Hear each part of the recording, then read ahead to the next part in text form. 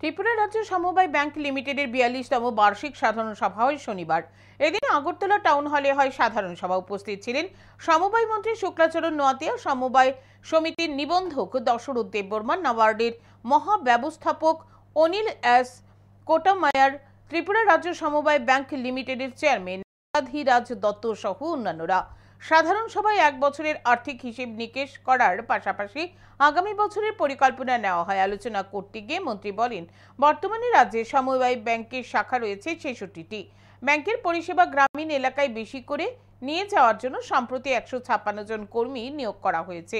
তিনি বলেন, প্রধানমন্ত্রীর নেতৃত্বে ভারত বিশ্বে অর্থনীতির 4র্থ স্থানে পৌঁছে গেছে। তিনি বলেন, গ্রামীণ এলাকার অর্থনীতি শক্তিশালী, অবশ্যই দেশের অর্থনীতি শক্তিশালী হবে।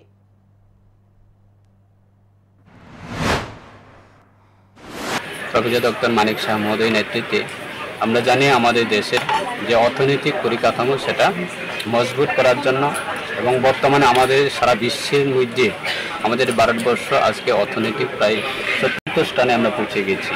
সেটা একমাত্র আমাদের দেশের প্রধানমন্ত্রী নরেন্দ্র মোদীজির নেতৃত্বে এবং রাজ্যের মাননীয় মুখ্যমন্ত্রী প্রফেসর ডক্টর মানিক শাহ মহোদয়ের নেতৃত্বে আমাদের রাজ্যে গ্রামীণ এলাকায় যদি অর্থনৈতিক সেটা যদি শক্তিশালী হয়, অবশ্যই দেশের অর্থনৈতিক সেটা শক্তিশালী হবে।